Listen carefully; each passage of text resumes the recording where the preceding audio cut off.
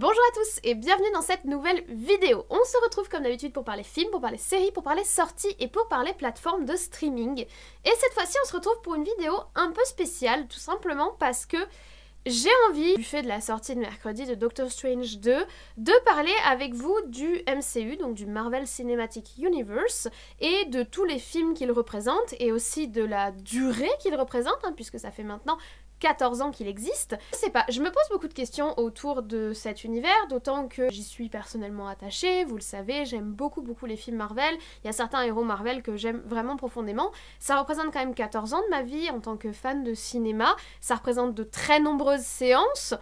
Et là, à l'arrivée de Doctor Strange 2, que personnellement j'attends comme un tournant pour la licence, je me suis un petit peu questionnée autour de l'évolution du MCU, de ce que ont pu représenter les différentes phases, les différents films, et de surtout pourquoi le MCU est autant détesté, autant décrié, autant critiqué.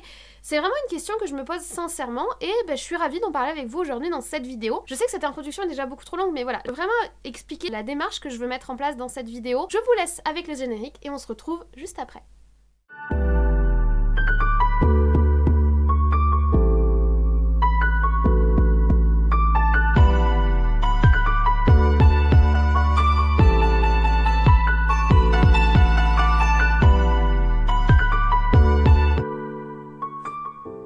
Alors, petite advertising avant de commencer, je ne suis pas une fan des comics, je ne maîtrise pas l'univers Marvel papier, donc à travers les comics. Pour certains, je serais donc une profane. J'ai découvert les super-héros et j'ai découvert Iron Man, Captain America, etc. par les films, donc à partir de 2008, j'avais 12 ans, donc j'ai vraiment grandi avec, littéralement, l'intégralité de mon adolescence, ma période de jeune adulte, a été rythmée par les 2 voire 3 sorties par an de films Marvel, même si, bon, ça s'est un petit peu accéléré sur la fin, il n'y en avait pas autant au début, et ça fait vraiment intégralement partie de ma démarche de fan du cinéma, et c'est aussi pour ça que j'adore les films de super-héros, mais voilà, je préfère prévenir.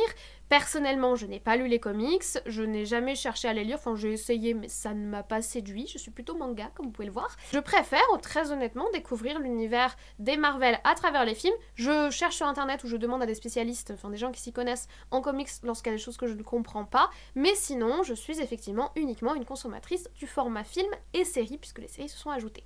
Voilà, c'est la fin de l'advertising. Alors, qu'est-ce que c'est que le MCU, le Marvel Cinematic Universe? C'est un ensemble de films et de séries ainsi que de quelques courts-métrages qui déjà sont issus de références Marvel Comics, donc des héros qui existent sous la forme de comics. D'ailleurs, dans les comics, ces héros s'entrecroisent, forment différents groupes, etc. Donc Marvel n'a rien inventé, ils l'ont inventé au cinéma, mais ils ont repris ce qui existait déjà sous la forme des comics. Le MCU, c'est un petit peu la vision d'un homme en particulier, qui est Kevin Feige. Kevin Feige, c'est lui qui est là depuis 2008 et qui essaye d'insuffler des lignes entre les différents films et qui est un petit peu le papa du MCU, puisque c'est, même s'il n'est pas derrière tous les films, il est derrière le fait qu'ils se suivent entre eux, si vous voulez, et qu'ils forment ensemble une sorte de giga-univers relié. Donc c'est vraiment lui qui est derrière cette pensée, il est toujours là d'ailleurs, c'est lui qui est en train de penser la phase 4, il est derrière les annonces pour les séries, etc. S'il y a vraiment une personne, un papa, enfin vraiment quelqu'un qui est à l'origine, entre guillemets, du MCU à l'échelle cinématographique, ce sera Kevin Feige. Après, à l'échelle des comics, il y a des grands noms comme Stan Lee qui sont derrière de très nombreux héros, et Stan Lee a d'ailleurs beaucoup collaboré avec le MCU, donc avec le Marvel Cinematic Universe et avec Kevin Feige quand il était encore parmi nous, paix à son âme d'ailleurs. Le MCU, c'est ça, ce sont des films de super-héros et différents héros interconnectés. Il y a des films où ils se retrouvent, il y a des films où ils sont en solo, il y a des films où il y en a certains et pas d'autres, c'est ça le MCU. Ce Marvel Cinematic Universe est divisé à ce jour en 4 phases et on va les reprendre un petit peu ensemble assez rapidement sans rentrer dans les détails, mais pour essayer de comprendre que représente chacune de ces phases et où est-ce qu'on en est aujourd'hui. La phase 1 du MCU est un petit peu la phase d'introduction des premières grandes figures du Marvel Cinematic Universe. On va avoir le film Iron Man 1 qui va être le film qui marque le début de cette phase 1 qui sort en 2008. Très proche, on va avoir l'incroyable Hulk, on va ensuite avoir Iron Man 2, Captain America First Avengers qui se passe en 1941 donc chronologiquement qui se passe avant, mais qui introduit le personnage de Captain America dans cette phase 1 du MCU. Et on va avoir également le film centré autour de Thor. Aujourd'hui, la phase 1, elle a été enrichie par d'autres films, notamment le film centré sur Captain Marvel, qu'on découvrira bien plus tard, mais qui est intégré à cette phase 1 chronologiquement au regard de la chronologie interne de l'univers des films. Et on va aussi avoir des épisodes de séries, comme la série centrée autour de l'agent Carter, donc de Peggy Carter, comme l'épisode de What If épisode 1, ou l'épisode de What If centré sur Thor, What If épisode 7. La phase 1 du MCU est clôturée par le premier film Avengers qui annonce la couleur. En fait, vraiment, cette phase 1, c'était l'introduction, on nous présente quelques personnages et ensuite on clôture cette phase 1 par le gros film Avengers qui les fait tous se rencontrer et se battre ensemble face à une menace planétaire, ce qui introduit ce qu'on va faire ensuite. En fait, le projet de Kevin Feige, il est là, il est dans ce film Avengers. Ce film va vraiment changer les choses à ce niveau-là.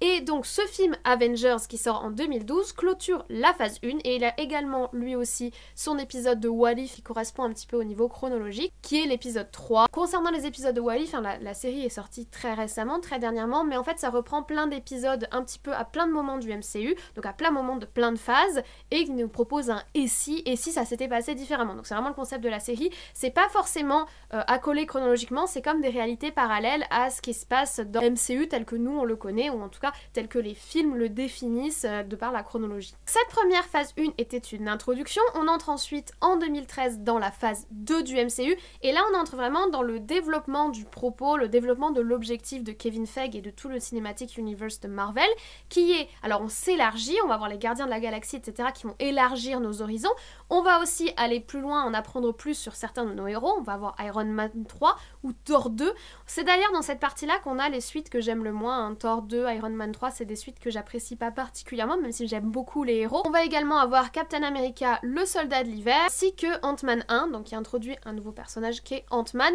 et la rencontre, comme d'habitude, on va toujours avoir dans chaque phase la rencontre au sommet, la rencontre des Avengers, qui là est Avengers Age of Ultron.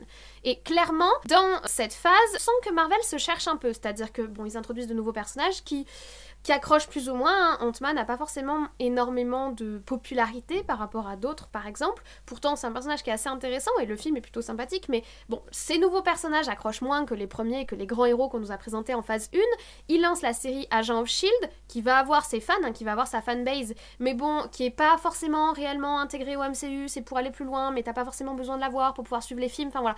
On sent qu'ils sont pas très à l'aise. Ils introduisent également la série Daredevil, donc qui va être un héros du Marvel Cinematic Universe, mais qui a quasiment aucun lien, pour le moment d'ailleurs aucun lien avec les héros des lignes temporelles principales des films, ou également une héroïne comme Jessica Jones qui est comme Daredevil et qui d'ailleurs appartient au groupe des Defenders comme lui et qui n'a quasiment aucun lien avec la série générale, à part peut-être quelques mini références, mais c'est tout. À ce moment-là, Marvel essaye de définir ce qu'ils veulent faire, élargir leurs horizons, etc., aller dans l'espace, créer de plus en plus de héros et créer un groupe de plus en plus étendu de héros, mais ça devient légèrement confus pour les fans, même si évidemment le succès est toujours au rendez-vous, notamment grâce au film Captain America le soldat de l'hiver qui est excellent, et également grâce aux 2 Gardiens de la Galaxie qui sont très très bons. En 2016, on entre dans la phase 3 du MCU qui va s'écouler à peu près jusqu'en 2020. On intègre le film Black Widow qui est sorti en 2021, mais bon, il a été un peu retardé par le Covid, donc c'était un peu compliqué. Mais en 2016, on attaque la phase 3 du MCU, et dans cette phase 3 va se confirmer une tendance qui est ce qu'on va ensuite appeler la saga de l'infini, c'est-à-dire que cette phase 1, cette phase 2 et cette phase 3 qui vient en conclusion ont une unité qui est centrée autour de ces pierres d'infinité et autour du combat final qui va être le terrible combat contre le titan Thanos qui menace l'ordre intergalactique, l'univers connu quoi, clairement. Je vais égrener sans égrener, mais dans cette phase 3, on commence par Civil War qui va être vraiment un film tournant puisqu'il va montrer des dissensions dans le groupe, etc. Et ces dissensions vont un petit peu secouer le MCU jusqu'à ce qu'on arrive à la conclusion de la phase 3 et Infinity et Endgame. Donc vraiment, Captain America Civil War qui est quasiment un film Avengers, hein, puisqu'on retrouve quasiment tout le monde là-dedans. En fait, il lance une tendance de début de phase 3 qui va bouleverser un petit peu les forces et qui va tenir en haleine les fans également jusqu'à l'arrivée des derniers films. Et il faut savoir que la phase 3 c'est celle qui compte le plus de films. Alors que la phase 1 et la phase 2 avaient 7 films, la phase 3 on a 10. C'est énorme, surtout qu'il y a énormément de séries également qui vont être développées à côté, plus ou moins bien et plus ou moins liées au MCU. Mais voilà, on commence avec Civil War, on va ensuite avoir du coup le Black Widow qui arrive bien plus tard mais qui chronologiquement se retrouve à peu près dans ces eaux-là. On va avoir Spider-Man 1, introduction d'un nouveau personnage iconique du Marvel Cinematic Universe qui est Spider-Man, incarné par Tom Holland, qui est un reboot de plein d'autres Spider-Man, mais ça je vous en ai ai déjà parlé. On va avoir Doctor Strange, également un personnage très important, qui est d'ailleurs celui qu'on va retrouver mercredi. On va avoir Black Panther, là encore un nouveau personnage qui va avoir énormément de succès. Cette phase 3, elle est vraiment un très bel ascendant. Elle a un ascendant même bien plus important que la phase 1. La phase 2 était un petit peu en dessous puisque c'était le développement et il y a eu quelques difficultés à se situer, mais vraiment la phase 3, c'est la phase très brillante du MCU avec de grands succès comme Black Panther. On va avoir Thor Ragnarok qui redéfinit après l'échec de Thor 2 un petit peu l'identité de Thor, qui va d'ailleurs revenir en juillet avec Thor Love and Thunder qui semble s'inscrire un petit peu dans la même esthétique, dans le même ton au niveau du film. On va avoir Ant-Man 2, bon là personnellement je l'ai pas particulièrement apprécié, il fait même partie des films que j'aime le moins du MCU, mais il a le malheur d'être présent, il est au moins là. Et ensuite on a les deux énormes Avengers Infinity War et Avengers Endgame qui ont été des monstres au box-office et qui ont tenu à l'haleine toute la communauté des fans du MCU et même au-delà, puisque c'était vraiment, ce sont des films qui sont très large public, mais là Infinity et Endgame ça a été d'énormes succès cinématographiques puisque vraiment la fin d'Infinity notamment, elle a pris aux tripes la moitié de la population mondiale quoi, clairement. On termine avec la conclusion timide et un petit peu pourrie qu'on a de cette phase 3 qui est le Spider-Man Far From Home, qui est loin d'être excellent et qui honnêtement n'était pas particulièrement nécessaire de mon point de vue en tout cas. Comme je vous l'ai dit, Marvel se met également à développer énormément, mais alors énormément de séries en parallèle, la plupart en partenariat avec Netflix, d'ailleurs partenariat qui est en train de se terminer. Le MCU qui est Disney essaie de tout basculer sur son Disney+. On va avoir Iron Fist, on va avoir les Defenders qui rassemblent donc Iron Fist, qui rassemble Jessica Jones, Daredevil et le Punisher, donc c'est une sorte de Avengers de série qui se développe en parallèle, issus des comics etc, donc il n'y a pas de souci, mais qui vont avoir aucun lien avec la timeline principale des films. On va avoir The Runaways, on va avoir Cloak and Dagger, que personnellement je n'ai pas du tout aimé, je trouve une série que j'aime le moins du Marvel Cinematic Universe. On va également avoir Luke Cage, qui fait partie des Defenders d'ailleurs, je l'ai oublié. On va également avoir Luke Cage, il y a énormément de séries, sachant que Agent of S.H.I.E.L.D. a continué en parallèle, il y a vraiment une masse incroyable de séries, c'était une atrocité à suivre d'ailleurs, beaucoup de retard, il y a des séries que j'ai abandonnées, Cloak and Dagger j'ai abandonné parce que j'ai pas apprécié, et surtout, ces séries n'avaient pas forcément de lien avec la timeline principale, donc leur identité était un petit peu difficile à définir par rapport au MCU, et ça pour la phase 4, je pense que Marvel Cinematic Universe a appris de ses erreurs et il est un petit peu revenu sur ce concept bizarre de deux temporalités qui se touchent pas mais qui appartiennent au même univers avec quelque chose de nouveau qu'il essaie de nous proposer pour la phase 4. Voilà un petit peu, ça c'est la fin de la saga de l'infini. On a une dernière phase qui termine quand même en apothéose et surtout on a des fans qui sont pleins de points d'interrogation puisqu'ils ne savent pas ce qui les attend. En fait, là, ce qui a commencé en 2008 s'achève avec Endgame, on nous met vaguement Spider-Man Far From Home qui sert à rien à la fin, mais ça s'est achevé avec Endgame et on était tous là, mais qu'est-ce qu'on va faire ensuite?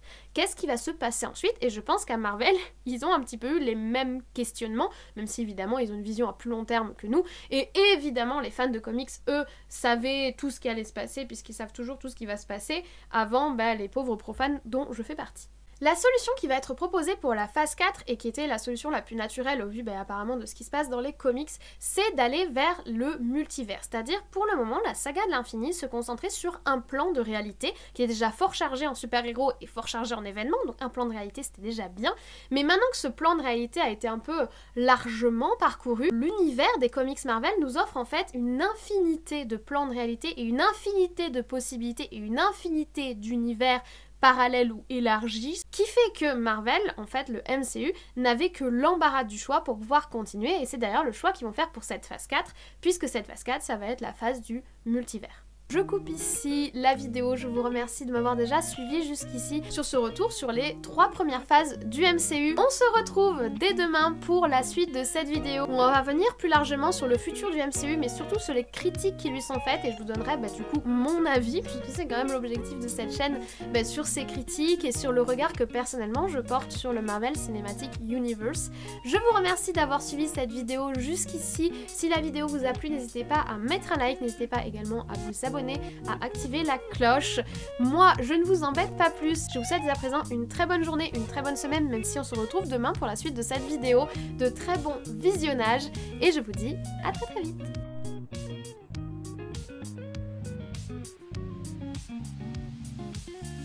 J'ai encore trop parlé, j'ai encore beaucoup trop parlé, je vais encore me punir au montage.